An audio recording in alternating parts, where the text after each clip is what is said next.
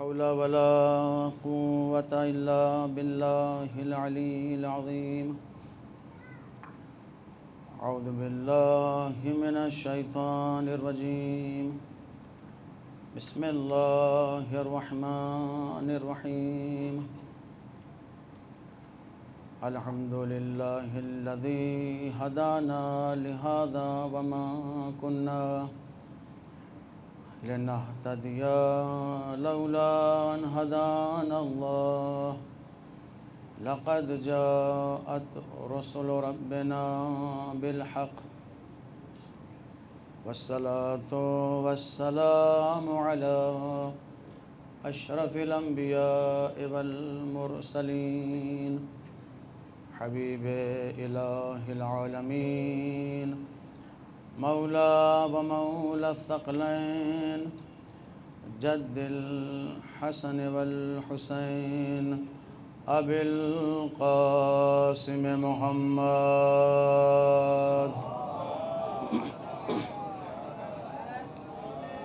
وعلى أهل بيته الطيبين الطاهرين المعصومين المظلومين واللعنة الله على أعدائهم أجمعين.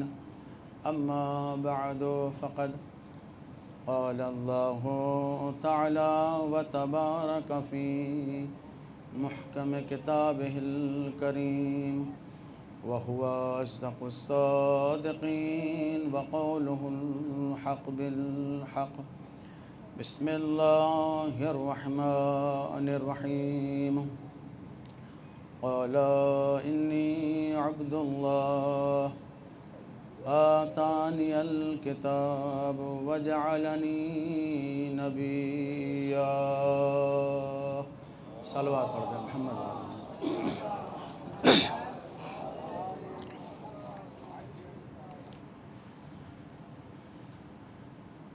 عزیزان محترم، بہت ہی مشہور و معروف آیت ہے. مسلسل آپ حضرات سنتے رہتے ہیں، تلاوت فرماتے رہتے ہیں. پروردگار عالم حضرت عیسیٰ کی زبانی ارشاد فرماتا ہے کہ انی عبد اللہ آتانی الکتاب وجعلنی نبیا.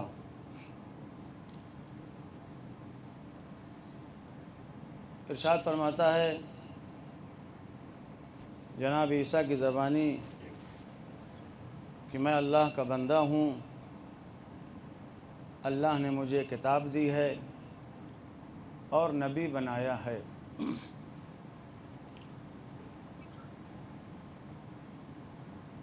اس سے پہلے کہ جناب عیسیٰ اپنی طہارت کے لیے کتاب کا حوالہ دیتے، نبوت کا تذکرہ کرتے، عبدیت کا تذکرہ کرتے ہیں، عبودیت کا تذکرہ کرتے ہیں اور فرماتے ہیں کہ میں اللہ کا بندہ ہوں، میں اللہ کا بندہ ہوں. پہلی خصوصیت میری یہ ہے کہ میں اللہ کا بندہ ہوں. پھر ہاں، مجھے اللہ نے کتاب دی ہے، یہ میرا شرف ہے. مجھے اللہ نے نبی بنایا ہے، یہ بھی میرا شرف ہے. لیکن پہلی خصوصیت میری یہ ہے کہ میں عبد الہی ہوں، میں اللہ کا بندہ ہوں. گویا رسالت اور نبوت کے اندر روح عبودیت ہے کہ جو بظاہر یہ عبودیت نہ کوئی منصب ہے، نہ کوئی مقام ہے، بظاہر کچھ نہیں ہے، لیکن جب قرآن مجید میں غور کریں گے تو یہ عبودیت اس مقام پر ہے کہ جب اللہ کو اپنی سب سے محبوب شے کو نازل کرنا ہوا تو بھی اسی عبدیت کا سہارا لیتا ہے اور فرماتا ہے الحمدللہ الذی انزل علی عبدہ الکتاب. جب اسے اپنی محبوب شے، قرآن سے بڑھ کر کون محبوب شے ہو سکتی ہے، اسے اپنی محبوب شے کو بھیجنا ہوتا ہے تو بھی عبدیت کا سہارا لیتا ہے، اور جب کسی محبوب شخصیت کو بلانا ہوتا ہے تب بھی اسی عبدیت کا سہارا لیتا ہے اور آواز دیتا ہے سبحان الذی اسری بعبدہ. تو ظاہری طور پر یہ عبدیت، یہ عبودیت نہ کوئی منصب ہے، نہ کوئی مقام ہے، نہ کوئی عہدہ ہے، لیکن روح نبوت ہے. روح رسالت کو عبودیت کہا جاتا ہے کہ جب اللہ کو کسی محبوب شے کو بھیجنا ہو تو رسالت بعد میں آئے گی، نبوت کا تذکرہ بعد میں ہوگا. پہلے عبدیت، پہلے بندگی، پہلے عبودیت. اور جب اپنے حبیب کو بلانا ہوگا تب بھی پہلے عبدیت ہوگی، پہلے عبودیت ہے. تو پتہ یہ چلا کہ نہ منصب ہے، نہ عہدہ ہے، لیکن نبوت سے آگے بھی ہے، رسالت سے آگے بھی ہے. اس لیے ہم سے کہا گیا کہو اشہد ان محمدن عبدہ، پھر کہا گیا ورسولہ. پہلے گواہی دو رسول کی عبدیت کی، رسول کی عبودیت کی پہلے گواہی دو، پھر اس کے بعد رسالت کی گواہی دینا، پھر اس کے بعد نبوت کی گواہی دینا. پہلی گواہی عبودیت کی ہوگی. تو ظاہری طور پر نہ منصب ہے، نہ عہدہ ہے، مگر رسالت و نبوت سے آگے ہے. یاد رکھیے پروردگار عالم نے انسانیت کو خلق اس لیے کیا تھا کہ وہ بندہ پروردگار ہو. وما خلقت الجن والانس الا ليعبدون کا مفہوم و معنی یہی ہے کہ اس لیے اللہ نے خلق کیا تاکہ اس کے بندے رہو، اس کی عبادت کرتے رہو. لیکن مسئلہ یہ ہے کہ جب اس نے خلق کیا تو پھر بہت سے ایسے بندے ہیں جو بندے تو ہیں مگر بندگی نہیں کرتے، عبد ہیں، عبادت سے دور ہیں، عبودیت سے دور ہیں. اللہ چاہتا تو اجباراً سب کو اپنا عابد بنا سکتا تھا، سب سے عبادت کروا سکتا تھا، مگر وہ چاہتا نہیں اختیاراً کام ہو. اس لیے کہ جو مزہ اختیار کی عبودیت میں ہے وہ مزہ اجبار کی عبودیت میں نہیں ہے. خالق یہ چاہتا ہے رات کی تاریکی میں جب سر کو سجدے میں رکھو تو اس کا مزہ محسوس کرو اختیاراً. تم کہو الہی الہی، مولا یا مولا یا، ہم تمہارے جواب میں کہیں گے عبدی عبدی یا زین العابدین. اختیار کے ساتھ آؤ، ورنہ اگر اجبار کرنا ہو تو پھر کسی میں مجال نہیں ہے. اگر اللہ یہ چاہ جائے کہ تمہیں سجدہ کرنا ہے اس کے سامنے تو پھر کسی میں سرکشی کی مجال نہیں پائی جاتی ہے، کوئی سر پیچی نہیں کر سکتا ہے. قرآن کہتا ہے وَلِلَّهِ يَسْجُدُ مَنْ فِي السَّمَاوَاتِ وَالْأَرْضِ طَوْعًا وَكَرْهًا. من فی السماوات، آپ بہتر جانتے ہیں من اور ماں کا فرق سمجھتے ہیں. کہ ماں وہاں ہو سکتا ہے جہاں آپ کہہ دیجیے تکویناً عبادت ہوتی ہے، یہ ماں نہیں ہے، من ہے، من یعنی ذوی العقول۔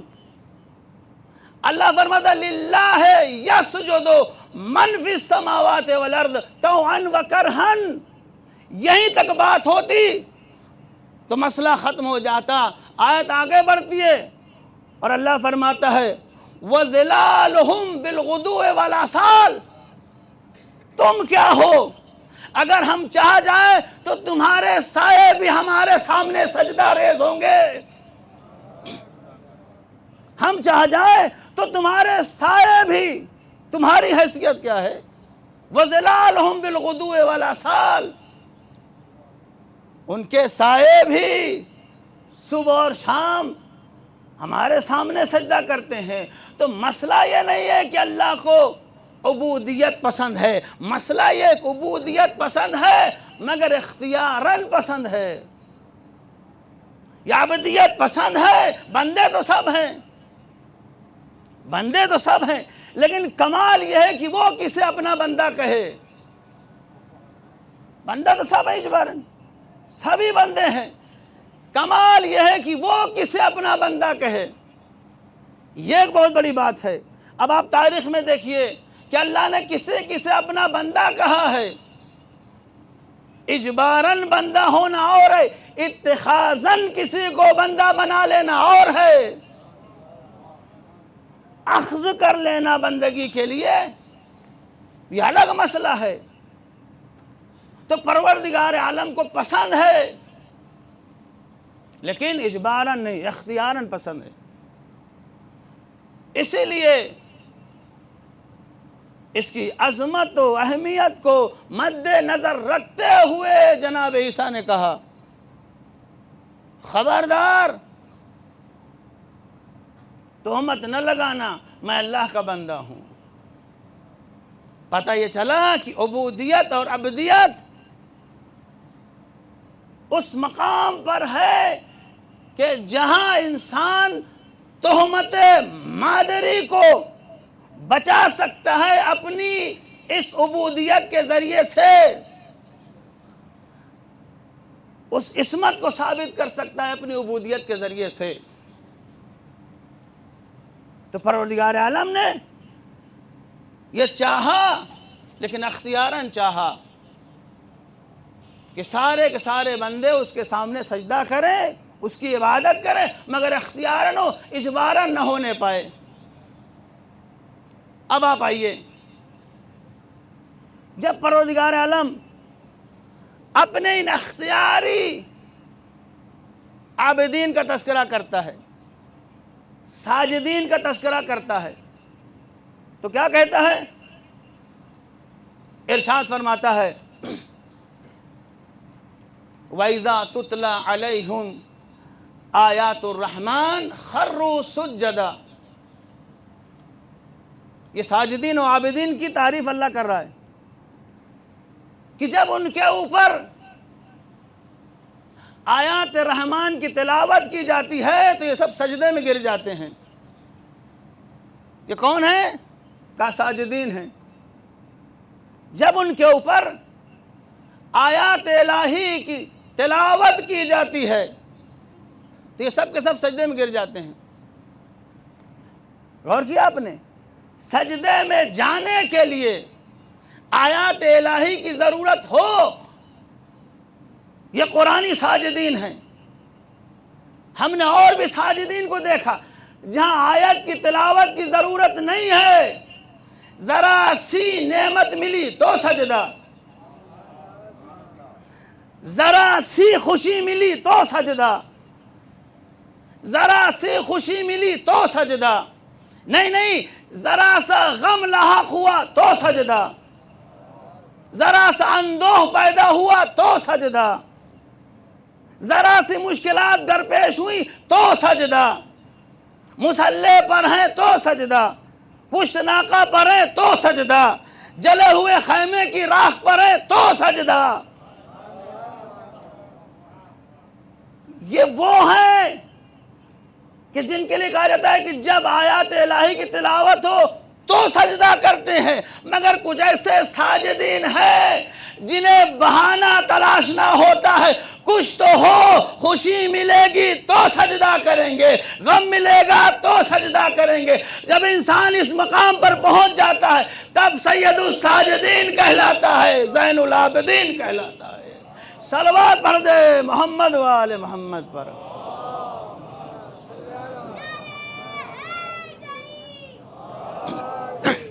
محمد و آل محمد بلند تر صلوات۔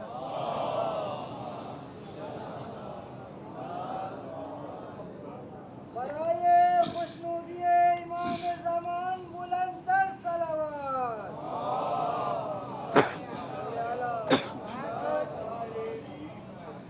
توجہ کی آپ نے؟ تو عابد سب ہیں، ساجد سب ہیں، سید الساجدین ایک ہے، زین العابدین ایک ہے۔ عابد سب ہیں، ساجد سب ہیں، زین العابدین ایک ہیں۔ اب آپ آئیے، عبودیت کسے کہتے ہیں؟ عبودیت اور عبادت یہ دو طرح کی ہوتی ہے۔ ایک وہ عبادت ہوتی ہے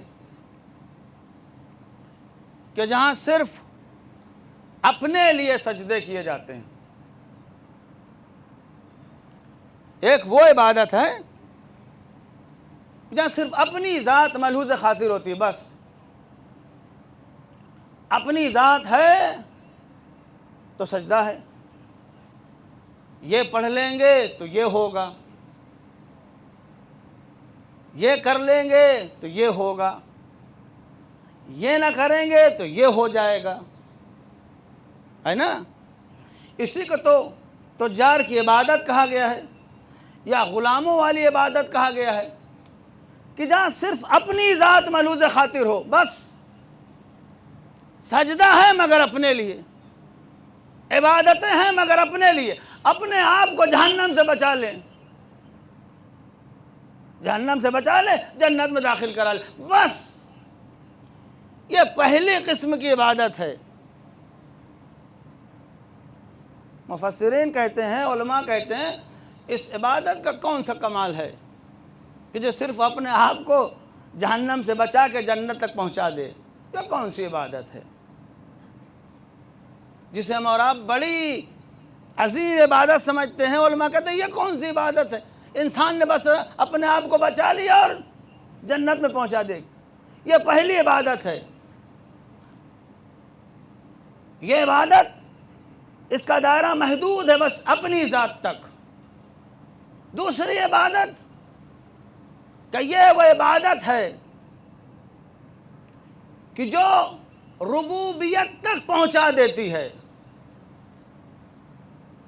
یہ عبادت اور ربوبیت تک پہنچاتی ہے۔ حدیث ہے، العبودیت جوہرۃ کنہا الربوبیہ۔ عبودیت حقیقت میں وہ جوہر ہے کہ جس کی انتہا ربوبیت پر ہوتی ہے۔ بڑی بات نہ ہو جائے کہ جس کی انتہا ربوبیت پر ہوتی ہے، یعنی عابد خالق کے نزدیک ہو جاتا ہے۔ جہاں رب ہے عابد وہاں پہنچ جاتا ہے۔ کہاں پہنچ جاتا ہے؟ کہ رب تو نہیں ہو سکتا ہے، رب نہیں ہو سکتا ہے، مگر وہ قدرت، وہ توانائی، وہ اختیارات جو خدا کے ہوتے ہیں، اس کے اندر وہ قدرت پیدا ہو جاتی ہے، وہ صلاحیت، وہ قوت، وہ اختیارات اس کے اندر پیدا ہو جاتے ہیں۔ یہ دوسری قسم کی عبودیت ہے۔ یہی وہ عبودیت ہے کہ جو صرف عبادت کے دائرے تک محدود نہیں رہتی۔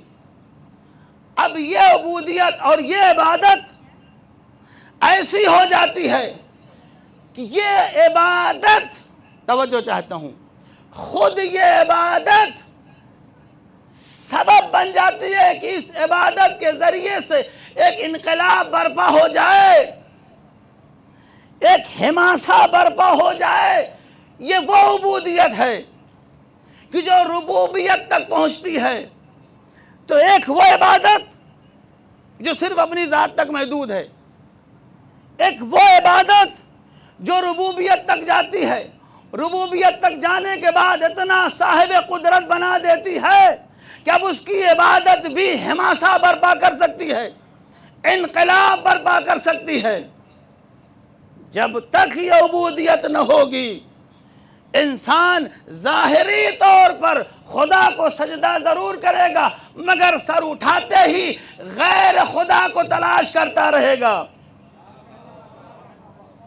غیر خدا کو لیکن جس دن سے یہ عبودیت پیدا ہو گئی تو ایک بار جس کے سامنے سر جھکے گا،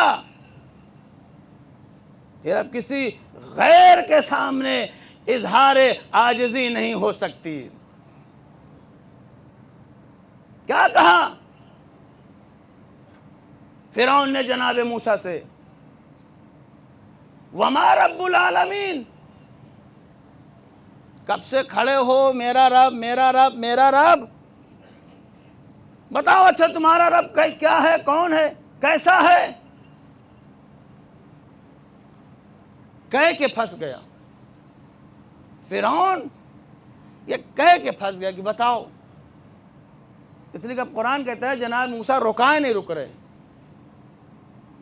اب جو انہوں نے اپنے رب کی تعریف شروع کی تو رکائے نہیں رکتے۔ اب کہتے ہیں کہ رب السماوات والارض وما بینہما، میرا رب وہ ہے کہ جو زمین و آسمان کا رب ہے، وما بینہما۔ تو اپنے حواریوں سے کہتا ہے سن رہے ہو، سن رہے ہو، یعنی مقصد یہ کہ میں رب موجود ہوں، میرے سامنے رب السماوات والارض کی گفتگو کر رہے ہیں۔ ابھی یہ چپ نہ ہوا تھا کہ پھر حضرت موسیٰ بول پڑے، ربکم ورب آبائکم الاولین، میرے رب کے بارے میں پوچھتا ہے، میرا رب وہ ہے جو تیرا بھی رب ہے، تیرے باپ داداؤں کا بھی رب ہے۔ ابھی بھی جناب موسیٰ چپ نہیں ہوئے، آواز رب المشرق والمغرب، میرا خدا وہ ہے جو مشرق کا بھی رب ہے، مغرب کا بھی رب ہے، وما بینہما، اور جو بھی ان سب کے درمیان میں ان سب کا رب ہے۔ اب قرآن کہتا ہے کہ فرعون غصے میں آ گیا اور اس نے کہا اب اگر ایک لفظ بھی بولے، ایک لفظ بھی اگر بولے تو تم کو زندان میں ڈلوا دیں گے، قید میں ڈلوا دیں گے۔ اور پھر لوگوں سے کہا سنتے ہو جسے تم رسول کہہ رہے ہو یہ تو مجنون معلوم ہوتا ہے، سنتے ہو جسے تم رسول کہتے ہو یہ مجنون معلوم ہوتا ہے، یہ کہتا ہے تو کہتا ہی چلا جاتا ہے، اسے کیا معلوم کہ ذکر الہی کی کیفیت کیا ہوتی ہے، اس کا مزہ کیا ہوتا ہے۔ اب اس نے کہا اچھا اگر تم سچے ہو تو پھر کوئی دلیل لے آؤ کہ تم اللہ کے رسول ہو۔ بس بات کو جلدی جلدی بڑھاتے ہوئے تاں یہ پایا کہ ایک وقت معینہ پر وہ اپنے جادوگروں کو لے آئے گا اور ادھر سے جناب موسیٰ آئیں گے، جہاں تک آپ کو لے آنا تھا وہ یہ بات ہے۔ ادھر سے قرآن کہتے ہیں بڑے بڑے جادوگروں کو بلایا گیا، چھوٹے موٹے جادوگر نہیں تھے۔ اب جن کو قرآن بڑا کہے،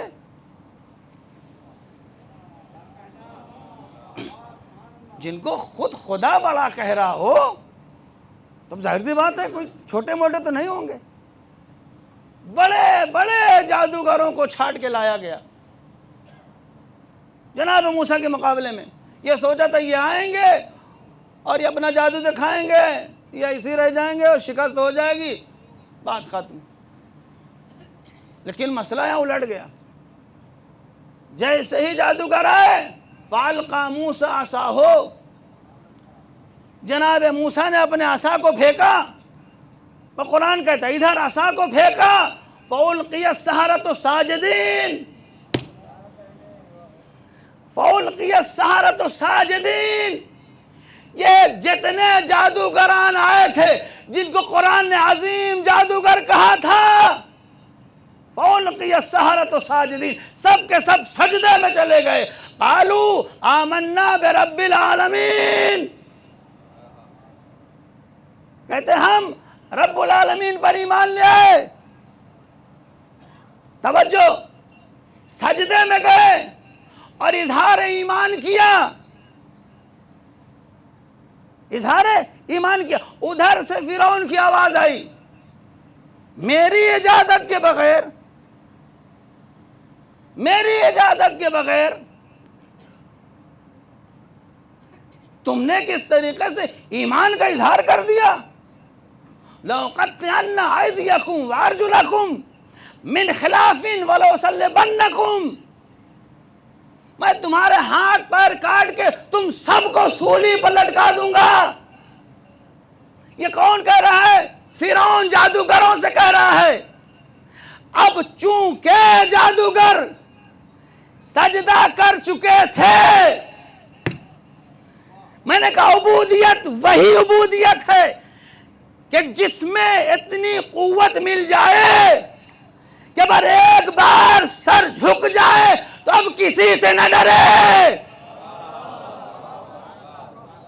تو اب چونکہ سجدہ کر چکے تھے، نڈر بن کے اٹھے. وہ قوت ملی سجدے سے، وہ قدرت ملی سجدے سے کہ جب آئے تھے تو ایسی قوت نہ تھی.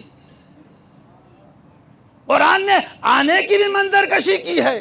جب آئے تھے تو سر جھکائے تھے، نگاہیں جھکی تھی. فرعون کی جلالت کا پورا ادب تھا. اس لیے آتے ہی کہا آئنا لنا لأجرن. جب یہ آئے تو پورے ادب کے ساتھ آئے، ذرا بھی نظروں سے نظر نہیں ملتی ہے. اور کہا جو ہم کو اٹھوا کے لے آئے ہو ڈھونڈ ڈھونڈ کے، آئنا لنا لأجرن ان کننا نحن الغالبین، اگر ہم موسیٰ پر غلبہ پا جائیں تو کچھ ہمیں ملے گا بھی. کیا بس ایسی الکی اٹھا لے آئے؟ اور کیا جب آئے تو ان سے یہ بھی وعدہ نہیں کیا کہ تم کو کچھ ملے گا.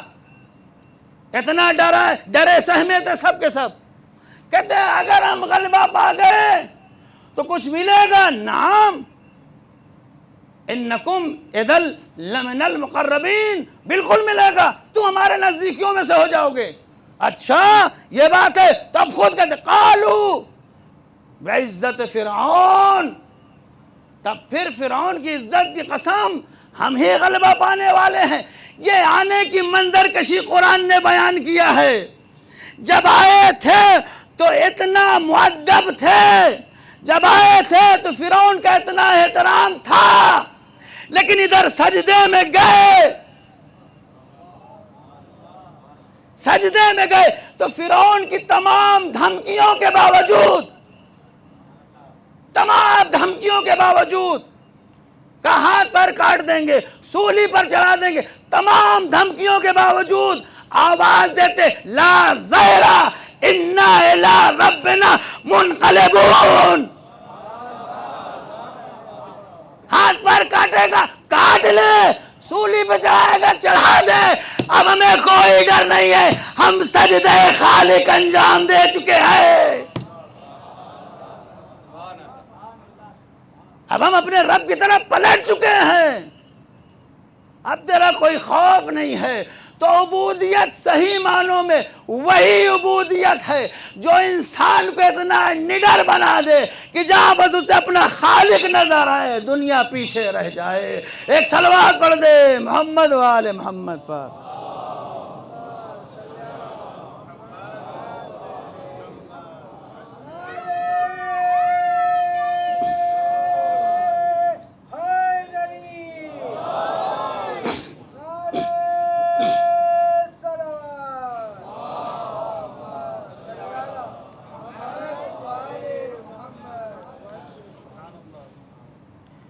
اگر انسان اپنے ہی لیے عبادت کرے کہ بس خود کو بچا لے تو یہ عبادت کیسی عبادت؟ اتنی بڑی کائنات میں اسے بھیجا گیا تو اس نے بہت کچھ کیا تو اپنے آپ کو بچا لیا. یہ عبادت اللہ کو بس اسی حد تک منظور ہے کہ تم نے بس عبادت کر لیا, بہت ممدوح نہیں ہے. اللہ چاہتا ہے کہ عبودیت اس مقام پہ آئے کہ ربوبیت تک پہنچ جائے, ربوبیت تک پہنچ جائے, ایسے صاحب قدرت ہو جاؤ, ایسی عبادت ہو تمہاری کہ تمہاری عبادت سے لوگ عابد بن جائیں, تمہاری عبادت لوگوں کے لیے مشعل راہ بن جائے. ایسی عبادت کرو. مسجد کوفہ ہے, چوتھے امام زین العابدین علیہ السلام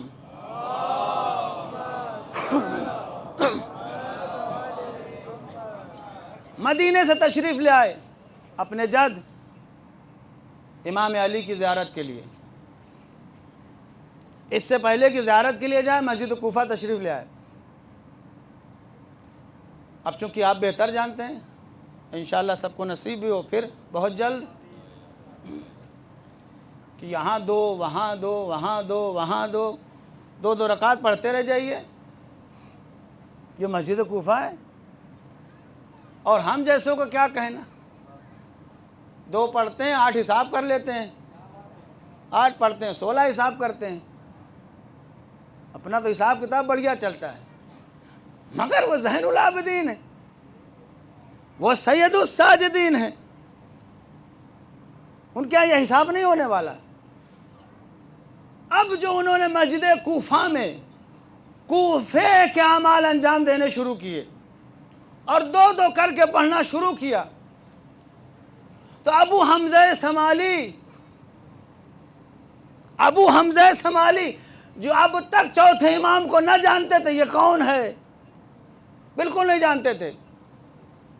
اس لیے تاریخ نے لکھا کہ جب امام کی عبادت کو دیکھا تو بغل دستی سے پوچھا یہ کون ہے جس کی عبادت سے مسجد کے در و دیوار عبادت کر رہے ہیں, جس کی عبادت کے سبب مسجد کے ذرے ذرے تسبیح پڑھ رہے ہیں, یہ کون عابد ہے, یہ کون عبادت گزار ہے؟ وہ کہتا ہے نہیں پہچانتے, یہ علی ابن الحسین ہے, یہ علی ابن الحسین ہے. اعمال ختم ہوئے, دوڑے دوڑے امام کی خدمت میں گئے. فرزند رسول کچھ دیر اپنے ساتھ رکھ لیجئے. کہا چاہو ہم اپنے جد کی زیارت کے لیے چلتے ہیں. لے گئے صحرا میں جسے آج نجف کہا جاتا ہے. وہاں عبادت ہوئی, زیارت ہوئی, اور اب یہ وہ 2 رکعتیں نماز تھی زین العابدین کی کہ یہ نمازیں سبب بن گئی کہ ابو حمزہ سمالی بن جائے. اپنے لیے پڑھ لے تو کون سا کمال ہے, پڑھو ایسا کہ تمہاری عبادت سے دوسرا بھی عابد ہو جائے. یہ عبودیت خدا کو منظور ہے. اب ابو سمالی ایسے لپٹے امام سے کہ ان عبادتوں کا اثر و فیض ہے کہ آج بھی دعا ابو حمزہ شمالی ماہ رمضان کی سحرگاہوں کی زینت بنی ہوئی ہے۔ یہ زین العابدین کی عبادت کا نتیجہ ہے، یہ ان کے سجدوں کا نتیجہ ہے۔ اللہ کہتا بے شک عبادت سب کرتے ہیں، عبودیت سب کرتے ہیں، مگر فرق ہے، وہ عبودیت خدا کو مطلوب ہے جو اپنی ذات سے باہر نکل جائے اور وہ انقلاب برپا کر دے، خود عبودیت، خود عبادت انقلاب برپا کر دے۔ ایسی نماز ہو کہ ایک حماسہ پیدا ہو جائے، ایسی عبادت ہو کہ انقلاب کے آثار ظاہر ہو جائیں۔ اور ہم نے دیکھا ہے، ایسی عبادتوں کو ہم نے دیکھا ہے، مامون کے فرشتوں نے بھی نہیں سوچا تھا کہ اگر 2 رکعت کی اجازت دے دیں گے، اگر 2 رکعت نماز عید کی اجازت دے دیں گے تو قیام برپا ہو جائے گا، انقلاب کی صورت پیدا ہو جائے گی۔ مامون نے سوچا بھی نہیں تھا۔ اللہ کو ایسی عبادت پسند ہے کہ تمہاری عبادت سے انقلاب پیدا ہو جائے۔ مامون نے اجازت تو کیا اصرار بھی کیا، آپ پڑھا دیجئے اس بار۔ کیوں؟ اس لیے کہ اگر یہ نماز پڑھا دیں گے تو اس بات کا لوگوں کو یقین پیدا ہو جائے گا کہ دھیرے دھیرے یہ بھی ولی عہدی کو قبول کر رہے ہیں۔ امام نے منع کیا مگر اصرار بڑھا۔ تو اب جو عبادت اپنے لیے ہوتی ہے، توجہ، جو عبادت اپنی ذات تک کے لیے ہوتی ہے وہ کسی بھی حال میں ہو جاتی ہے، کسی بھی حال میں۔ اٹھے، وضو کیا، کھڑے ہو گئے، چونکہ اپنے لیے تو ہے۔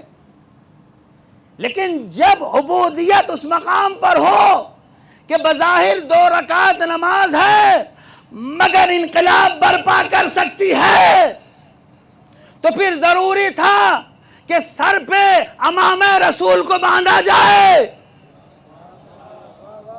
کمر میں علی کے پٹکے کو باندھا جائے، ہاتھ میں عصائے موسیٰ لیا جائے، برہنہ چلا جائے، اور اس انداز سے تکبیر کہتے ہوئے نکلے کہ پورے مرو کی گلی اور کوچوں میں سب کی زبان پر ایک آواز ہو، اللہ اکبر ہو، اللہ اکبر علی ما ہدانا۔ یہ کیسے ہوا؟ 2 ہی رکعت نماز تھی، اس لیے اب تک جو عید کی نماز پڑھائی جا رہی تھی اس کا انداز بدلا تھا۔ مجلل لباس ہوتے تھے، مجلل سواریاں ہوتی تھیں، نہ کوئی سواری سے اترتا تھا، لاہو لشکر کے ساتھ خلیفہ آتا تھا اور آنے کے بعد 2 رکعت پڑھی اور چلے گئے۔ 2 رکعت وہ بھی ہے جو اپنی ذات کے لیے ہے، 2 رکعت یہ بھی ہے اپنی ذات کے لیے نہیں ہے، حماسہ برپا کرنے والی یہ 2 رکعت ہے، انقلاب برپا کرنے والی یہ 2 رکعت نماز ہے۔ لہذا اب جب چلے ہیں تو اس انداز میں چلے کہ لوگوں نے دیکھا برسوں کے بعد وہی صورت نظر آئی جو دوران پیغمبر تھی۔ لہذا تاریخ نے لکھا کہ وہ سربراہان مامون کے، وہ کمانڈر کہ جو مجلل سواریوں پر آئے تھے، جب امام کو اس صورت میں دیکھا تو فوراً اپنے آپ کو سواری سے گرا دیا اور جوتوں کے تسمے کو کھولنے لگے۔ اب چونکہ فوجی جوتے ہوتے ہیں، فیتے کھلتے نہیں آسانی سے، تو اپنے اپنے خنجروں سے جلدی فیتوں کو کاٹ کے برہنہ ہو گئے۔ برہنہ ہو کر گویا اعلان کر رہے تھے یہ نماز نہیں ہے، جہاں دلوں کو منقلب کرتی ہے وہیں لوگوں میں انقلاب برپا کر سکتی ہے۔ اس لیے یہ خبر پہنچی اگر یوں ہی بیٹھے رہے اور 2 رکعت پوری پڑھا دی گئی تو نہ تخت بچے گا، نہ تاج بچے گا، نہ جاؤ حشم ہوگی، نہ تیری دولت ہوگی، کچھ نہیں ہوگا۔ اگر 2 رکعت نماز ادا ہو گئی، دادا اس نے خاص نمائندے کو بھیجا، فرزند رسول بڑی زحمت ہو گئی ہے، چلیے اب زحمت نہیں دینا ہے، بیت الشرف آپ آ جائیے، نماز کوئی اور پڑھا دے گا۔ اب اندازہ ہوا یہ صرف عبادت نہیں تھی، عبودیت کا وہ مقام تھا کہ جہاں 2 رکعت ادا ہو جائے تو حکومتیں بدل سکتی ہیں۔ سلوہ پڑھ دے محمد وآل محمد۔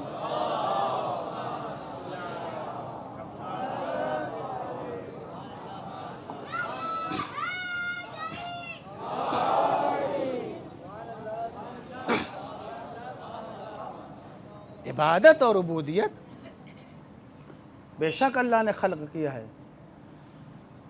مگر وہ عبادت نہیں ہے کہ صرف اپنے کے لیے ہو، اپنے بچ جائیں، یہ پڑھ لیا جائے تو یہ مل جائے گا، وہ پڑھ لیا جائے تو وہ مل جائے گا، یہ نہیں کریں گے تو وہاں پھینک دیے جائیں گے۔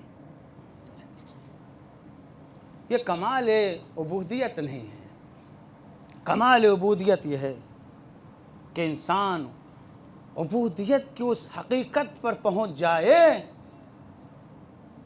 توجہ، انسان عبودیت کی اس حقیقت پر پہنچ جائے کہ جہاں اب اسے ضرورت نہ ہو کہ وہ خود جا کر حجر اسود کا بوسہ لے۔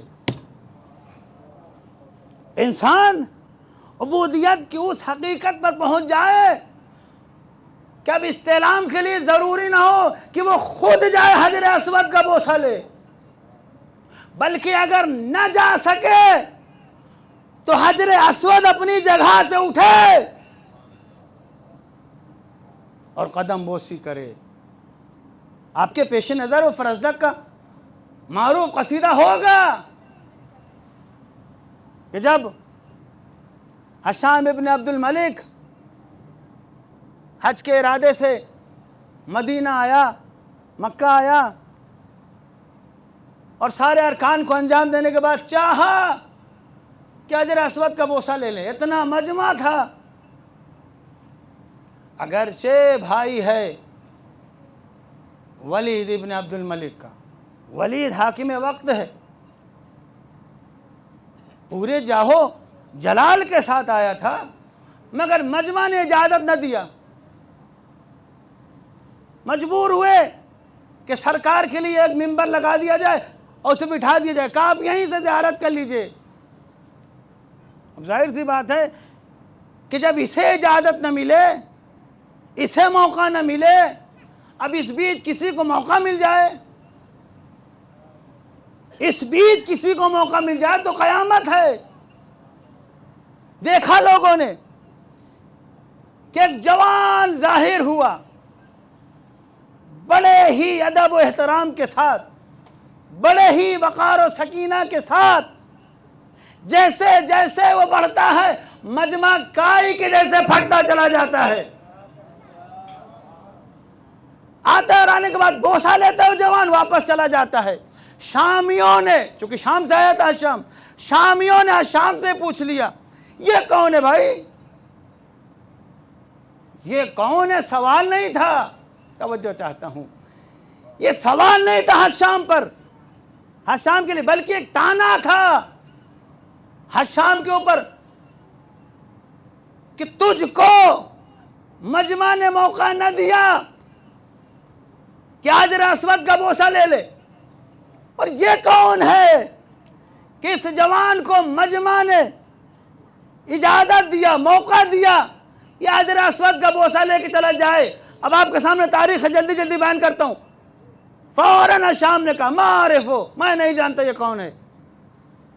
قیامت ہو گئی، خوب جانتا تھا، تجاہل عارفانہ سے کام لے رہا تھا، خوب جانتا تھا، لہذا جیسے کہا نہیں جانتا، وہ جو درباری شاعر تھا جسے فرزدق کہا، اس نے کہا تم نہیں جانتے، اور نہیں جانتے تو نہ جانو، نہ تمہارے جاننے سے اس کی فضیلت میں اضافہ ہونے والا ہے، نہ تمہارے نہ جاننے سے اس کے فضائل میں کمی ہونے والی ہے۔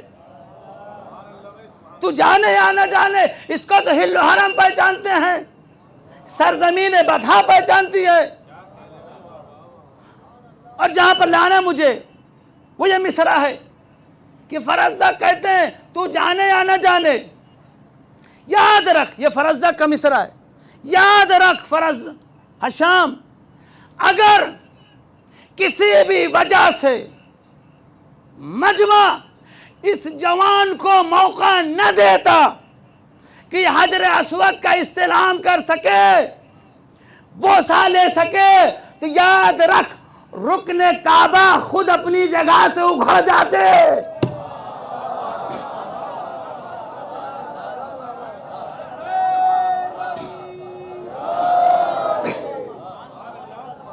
اپنی جگہ سے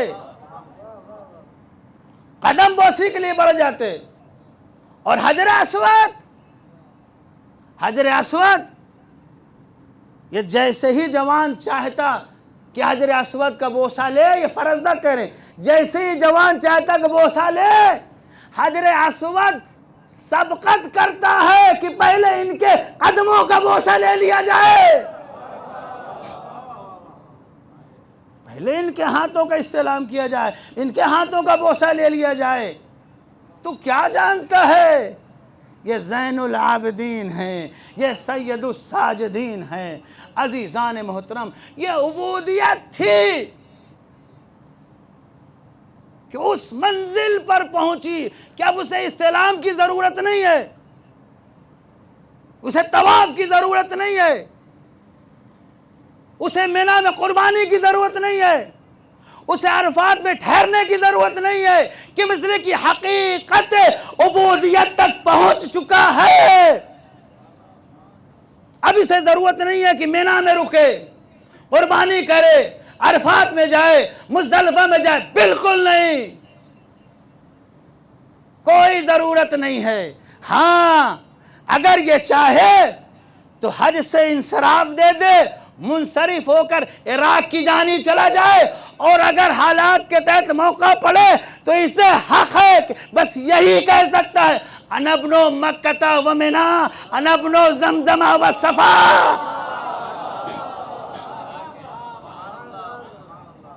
کسی اور کو حق نہیں ہے، اس لیے کہ کن ہے عبودیت تک پہنچ چکا ہے۔ تم کیا کرو گے؟ تم بہت زیادہ کرو گے، جا کے منی میں جانور کو قربان کر دو گے۔ اس نے 72 عزیزوں کو قربان کیا ہے۔ سید سجاد کا مقابلہ کر پاؤ گے؟ زین العابدین کی عبادت کا مقابلہ کر پاؤ گے؟ لہذا آپ اگر یہ منی نہ بھی جائیں تب بھی کہیں گے انا ابن مکہ و منی، انا ابن زمزم و صفا، میں مکے کا بیٹا ہوں، میں منی کا بیٹا ہوں، میں صفا و مروہ کا بیٹا ہوں۔ یعنی اشارہ ہے کہ جو سرزمین مکہ اور منی پر رہنے والے ہیں انہیں حق نہیں ہے کہ اپنے آپ کو وہاں کا بیٹا کہیں، ہمیں حق ہے، چاہے ہم منی جائیں یا نہ جائیں، چاہے ہم حج کریں یا نہ کریں، چاہے ہم قربانی کریں یا نہ کریں۔ اس لیے کہ سید سجاد عبودیت کی اس منزل پر پہنچ چکے ہیں کہ اب جہاں ارکان حج کو انجام دینے کی ضرورت نہیں ہے، اگر اسی مسافرت میں ضرورت پڑے گی تو کہیں گے میں سرزمین مکہ اور منی کا بیٹا ہوں۔ بس میں نے مجلس کو ختم کیا۔ سید سجاد یہ کہنا چاہتے ہیں تم کیا کر سکتے ہو منی جا کر؟ ایک دو جانور کو قربان کر دو گے؟ میں نے تو اپنے عزیزوں کو قربان کر دیا، تم کیا کر سکتے ہو عرفات میں جا کر؟ کچھ دیر بیٹھ سکتے ہو، میں تو جلے ہوئے خیموں کی راکھ پر بیٹھنے والا ہوں۔ میرا مقابلہ کہاں سے کرو گے؟ بس عزیزان محترم،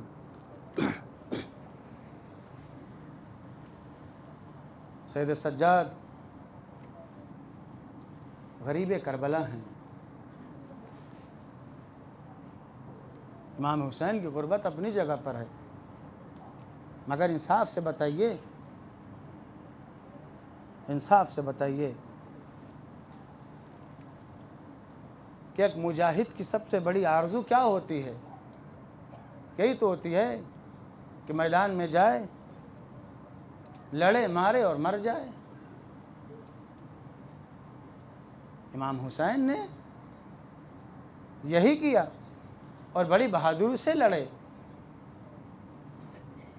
جب تک زندہ رہے اپنے عزیزوں کا داغ اٹھائے رہے، اس کے بعد بڑی بہادری سے لڑ کے شہید ہو گئے۔ شان امامت ہے جس کی جلالت مجھے یہ جملہ کہنے نہیں دے رہی ہے، مگر میرے پاس کوئی ایسے الفاظ بھی تو نہیں کہ میں ادا کر سکوں۔ وہ حصہ کربلا کا جو ظاہراً بڑی شان والا تھا، وہ حسین کے حصے میں آیا،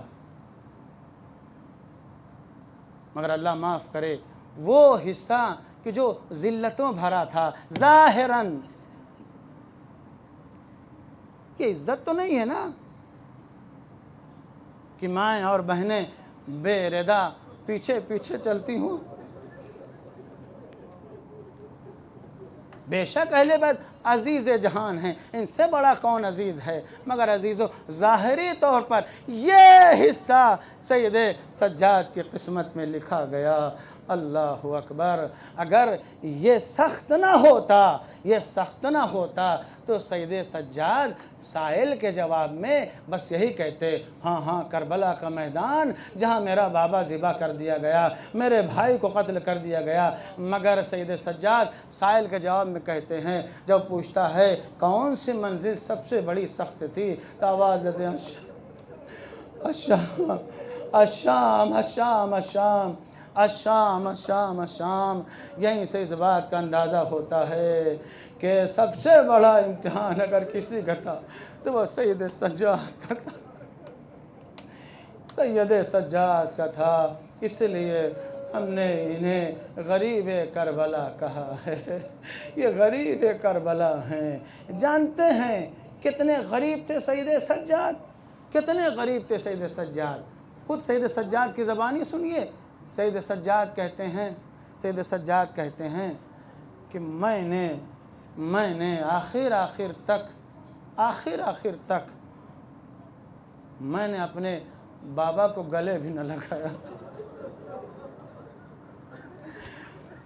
مجھے اتنا موقع بھی نہ ملا کہ میں اپنے بابا کے گلے لگ جاؤں۔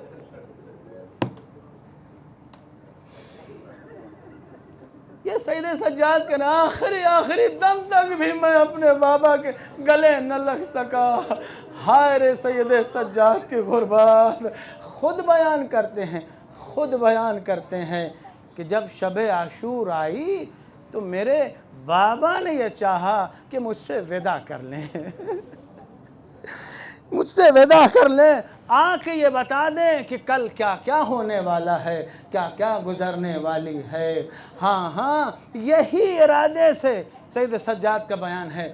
میرے بابا آئے اور سوچا کہ میرے خیمے میں داخل ہو جائیں، لیکن چونکہ میرے خیمے میں میری پھوپھی زینب موجود تھی، وہ عمتی زینب تو مرزنی، چونکہ میری پھوپھی میری تیمارداری میں مشغول تھی، میرے بابا خیمے کے در پہ بیٹھ گئے، کیونکہ اندازہ ہے کل کے حالات کو اگر بیان کریں گے تو زینب کے دل پر بہت گراں گزرے گا۔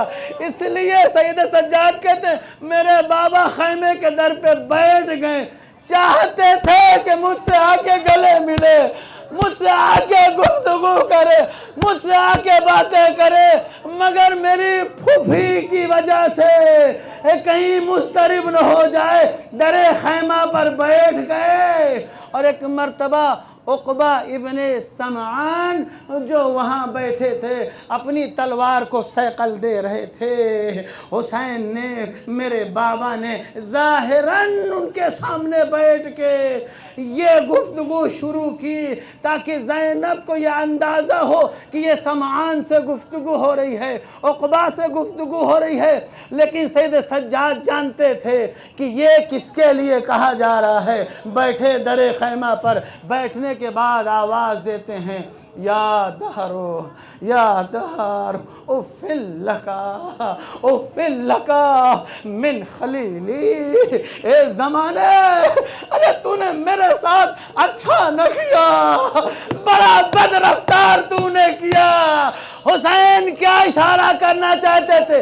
بتانا یہ چاہتے تھے 6 برس کی عمر تھی، میری ماں کو چھین لیا گیا، 6 برس کی عمر تھی، میں نے بابا کے گلے میں رسی کا پھندا دیکھا، ایک عزیز بھیا تھا جو سب سے زیادہ عزیز تھا، دشت میں 72 ٹکڑے جگر کے دیکھے، یادار افل لکا من خلیل، اے زمانے تو نے وفا نہ کیا۔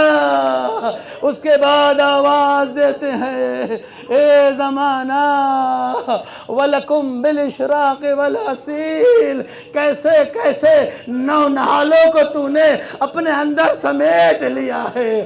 اللہ اکبر۔ سجاد کا بیان ہے کہ یہ ظاہراً میرے بابا عقبہ سے گفتگو کر رہے تھے، مگر یہ اشارہ میرے لیے تھا، میں سمجھ رہا تھا کل کیا ہونے والا ہے، لیکن جیسے ہی میں نے چاہا کہ اپنے آنسوؤں کو جاری کیا جائے، ایک مرتبہ پھوپھی کے چہرے پہ نظر پڑی، کیا دیکھا آنسوؤں کا سیلاب جاری ہے۔ سید سجاد کہتے میں نے ضبط کیا تاکہ پھوپھی اضطراب میں نہ آئیں۔ اللہ اکبر۔ سجاد کا بیان ہے میرے بابا سمجھ گئے، لہذا اس کے بعد خاموش ہو گئے، چپ ہو گئے اور اٹھ کے چلے گئے۔ بعزیزو سجاد کہتے ہیں میرا دل بہت تڑپا، کاش میرا بابا خیمے میں ہو جاتا،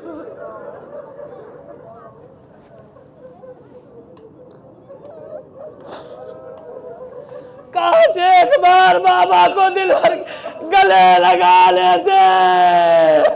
یہ موقع ہاتھ سے نکل گیا، ایک موقع اور آیا، عصر عاشور، خون میں لت پات، سجاد کے سرانے۔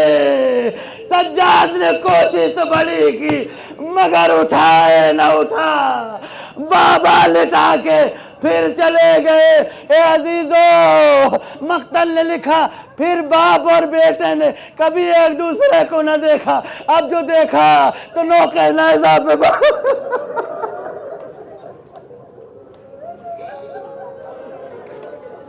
آخر سید سجاد کی غربت، ارے اب جو دیکھا گاہے گاہے نظر پڑتی تھی، نوکے نیزہ پہ بابا کا سر ہے، اب بڑا ارمان تھا، اب بڑی آرزو تھی، کاش ایک بار بابا کو سینے سے لگا لے۔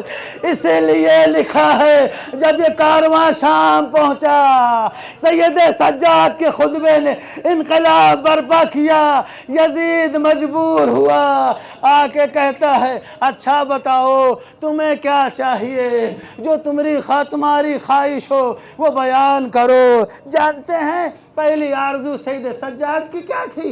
پہلی آرزو یہ تھی، جب یزید نے کہا بتاؤ کیا چاہیے، کیا خواہش ہے، آواز دیتے ہیں آتنی راسا سیدی و مولائی و ابل حسین، میرے بابا کا سر پر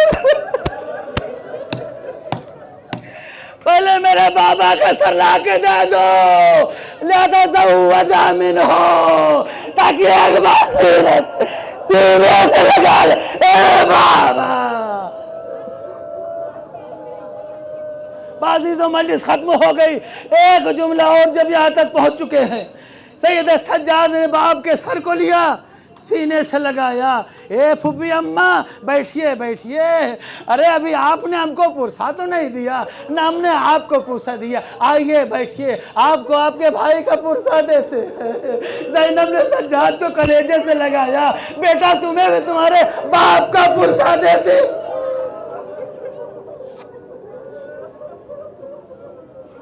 مجلس ختم ہو گئی۔ یزید نے کہا اور کوئی کام ہو تو بتاؤ ورنہ تم آزاد ہو۔ سید سجاد نے کہا ہاں دوسری خواہش یہ ہے کہ جو میرے اسباب کربلا میں لوٹے گئے ہیں وہ سارے اسباب مجھے واپس کیے جائیں۔ یزید نے کہا یہ کیسے ہو سکتا ہے؟ اس لیے کہ اسباب تو کوفیوں نے لوٹے ہیں، کہاں کہاں تقسیم ہو گیا مجھے نہیں معلوم۔ اگر تمہیں تمہارے اسباب کی قیمت چاہیے تو میں تمہیں دینے کے لیے تیار ہوں۔ سجاد نے کہا نہ، جو اسباب ہیں وہی چاہیے۔ یزید کو تعجب ہوا اور اس نے کہا آخر تھا کیا کہ جس کے بدلے میں تمہیں قیمت منظور نہیں ہے؟ آخر ان اسباب میں کیا تھا؟ بغربت کو سمجھیے سید سجاد کی آواز لأن فيها مقدل فاطمة ومقنتها وقلادها وقمیصها، اس میں میری ماں فاطمہ کا مقنع تھا، لباس تھا، قلادت۔ اے عزیزو کتنا باخیر سجاد ہے جسے فاطمہ کا چادر نصیب نہ ہو، جسے فاطمہ کی قلادہ کی فکر ہو، وہ سجاد رائے خوبہ شام میں بیبیاں برینا، کیا غیرت تھی۔ آواز آ رہی آذی سبا رسول اللہ آذی بناتو سیعلم الذین ظلموا ای منقلب ینقلبون علی لعنت اللہ علی القوم الظالمین۔